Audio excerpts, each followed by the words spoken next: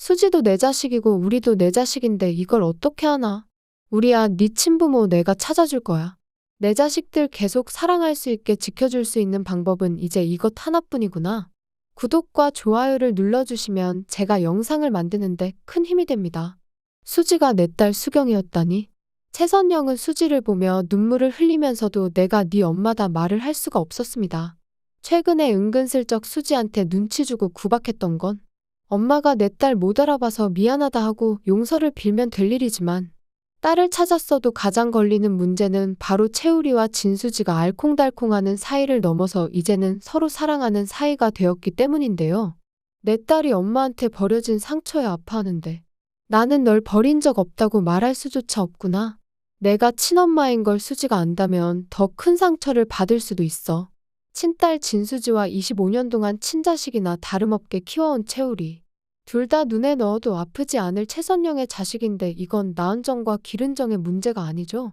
두 사람이 이렇게 서로 좋아하는데 갑자기 너희 둘 다 내 자식이니 오늘부터 의붓남매다 이런 충격적인 이야기를 해버릴 수가 있을까요? 우리 수지 더는 상처받아서는 안 돼. 수지랑 같이 지내면서 계모한테 상처받아서 힘들었고 친엄마한테 얼마나 마음이 닫혀있는지 뻔히 지켜봐왔는데 말입니다. 더군다나 최선영은 최근에 내 아들 상처받는 거 못 본다고 진수지한테 옛날 남자 정리하라며 찬바람이 쌩하고 불지를 않나?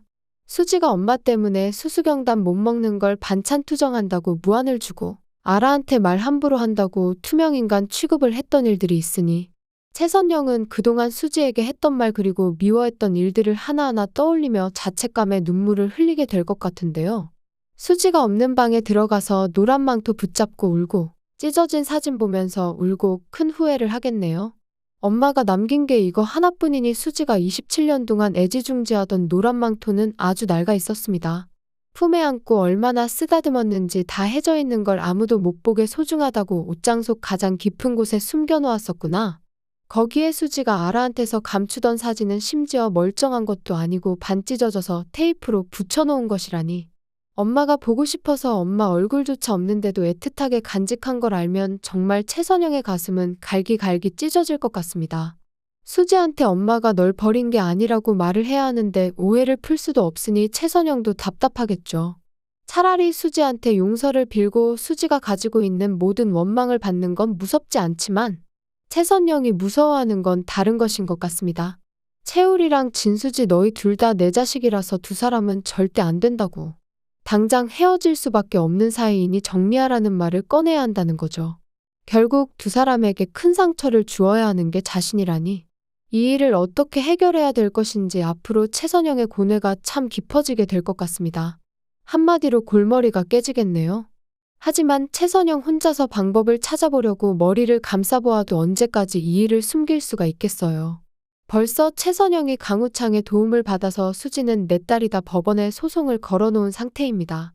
가족들도 최선영이 친딸을 찾기로 마음먹은 걸 알고 있고요. 이제 최선영 친딸 수경이랑 수지 생일도 똑같다는 걸 채우리가 알게 되었으니 가장 먼저 이상함을 눈치채는 건 채우리가 될지도 모르겠습니다. 그동안 진수지한테 찬바람 불던 최선영이 갑자기 애틋한 눈으로 수지를 쳐다볼 텐데 티가 어떻게 안 나겠어요. 최선영이 감추는 게 얼마나 갈까요? 그리고 이미 이건 최선영의 손을 떠난 일입니다. 법원에서 진장수한테 소장까지 다 접수한 상태인데 멈추고 싶어도 멈출 수가 없는 상태인 거죠. 그동안 수술해서 수지 못 찾아온 거라고 증거까지 다 제출했으니 재판기일까지 잡혀서 이제 법원에서 수지는 장윤자 딸이 아니라 최선영 딸이라고 땅땅 확정될 일만 남아있는 건데요. 아무리 피가 한 방울도 안 섞였다고 하더라도 진수지의 생모가 최선영이 되어버리면 우리 배추천사 무도사 커플은 이루어질 수가 없습니다. 때문에 어쩔 수 없이 최선영은 큰 결심을 하게 되죠. 두 사람이 행복해질 수 있는 단 한 가지 방법은 바로 채우리의 친부모를 찾는 것이었습니다. 물론 최선영도 언젠가는 채우리한테 친부모를 찾아주어야 된다고 생각하고 있었을 수도 있고요. 우리야, 나 좀 보자. 엄마가 친딸을 찾았어. 그런데 이게 너한테 미안한 일이 될 것 같다. 사실 내 딸이 진수지 선생님이야. 엄마도 알아. 두 사람이 사랑하는 사이니까 이대로 묻는 게 맞을지도 모른다. 그런데 그렇게 되면 엄마는 정말로 딸을 버린 사람이 되는 거야. 내 딸이 엄마한테 버려졌다고 생각하면서도 엄마를 기다린다는데 도저히 모른 척 할 수가 없을 것 같다. 심지어 친딸이 누구인지 찾았으면서도 모르는 척 하는 거라면 진짜로 딸을 버려버리는 게 되잖아. 엄마 이해해 줄 수 있지? 엄마도 생각이 있어. 우리 네 친부모 엄마가 찾아줄 거야. 절대 내 자식들 상처받는 일 없게 할 거야. 채우리는 25년 전에 입양되었기 때문에 입양 당시에 벌써 10살이었습니다. 계산해보면 김마리가 아들을 잃어버린 게 30년 전이고 채우리가 입양된 게 25년이나 되었으니 채우리는 5살 때부터 보육원에 맡겨져서 5년 동안 지내다가 10살에 채선영을 만나서 채우리가 된 것인데요. 10살이면 초등학교 3학년이니 채선영이 친부모가 아니라는 건 당연히 기억하고 있을 나이죠. 강원읍에 있는 성모임항원에 수십 년째 봉사활동을 가고 있는 마당집 식구들. 채우리와 채두리는 성모임항원에서 자라던 아이들이었습니다. 소문난 부잣집 해들재단 김마리의 친아들이 어쩌다 저 멀리에 있는 강원읍 보육원까지 가게 된 건지 이제 그 비밀이 밝혀지게 될 것 같은데요. 보통 애가 부모를 잃었으면 경찰서에 먼저 보내지고 보육원에서도 새로운 아이가 들어오면 얘가 대체 누구인지 부모를 찾아주려고 했을 텐데 심지어 5살이나 먹었으면 말을 못할 나이도 아니고요. 그리고 김마리가 보통 부자인가요? 아들 찾아서 전국 팔도를 다 뒤졌을 텐데 채우리가 보육원에서 5년이나 살다가 채선영한테 입양된 걸 보면 누군가 억지로 채우리가 부모를 찾는 걸 막았던 게 아닌가 의심이 되는 상황입니다. 성모 희망원에 계신 수녀님이 채우리를 5살부터 10살까지 돌봐주었으니 채우리가 보육원에 들어오던 그날을 기억하고 있는 건 이제 수녀님뿐인 건데요. 애를 실수로 잃어버렸다는 한진태의 말이 맞는지 이제부터 따져볼 일이죠. 김마리가 애를 포기한 것도 아니고 아직까지도 애타게 찾고 있는데 채우리도 친엄마를 찾는 게 맞지 않을까요? 애를 잃어버린 부모의 심정을 그 누가 이해할 수가 있겠어요. 진수지는 채선영에게, 채우리는 김마리에게, 각자의 친엄마에게 돌아가는 게 맞는 것 같습니다.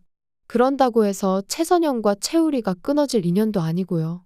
오히려 김마리 입장에서는 정말 100번 1000번을 감사해도 모자랄 은인이죠. 죽은지 살았는지 모르고 가슴에 품고 살았는데 내 아들을 이렇게 훌륭하게 키워주셔서 감사합니다. 채우리가 얼마나 번듯하게 자랐나요? 의사 집안인 건 어떻게 알았는지 정신과 의사가 되어 있는 것도 모자라 해들병원에서 일하고 있었다니. 수지가 마당집에서 살게 된 것처럼 이것도 운명이겠죠? 채우리랑 진수지는 정말 잘 어울리는 한 쌍인 것 같아요. 진수지만 백구가 아니라 채우리도 백구를 닮아서 두 사람이 완전 백구 커플인데 또 친엄마를 잃어버렸었다는 똑같은 아픔까지 공유하고 있고요. 진수지가 채선영의 친딸이라는 게 밝혀져서 잠깐의 헤어짐이나 고난이 있을지 모르겠지만 두 사람이 힘을 합쳐서 잘 이겨냈으면 좋겠습니다. 그동안 채우리가 수지 힘들 때 참 많이 도와주었었는데 앞으로는 수지가 우리의 친모를 찾는데 큰 역할을 할 것 같아요. 너무나 재미있는 수지맞은 우리 다음 화를 기다리면서 리뷰 마치겠습니다. 구독과 좋아요를 눌러주시면 제가 영상을 만드는데 큰 힘이 됩니다. 시청해주셔서 감사합니다.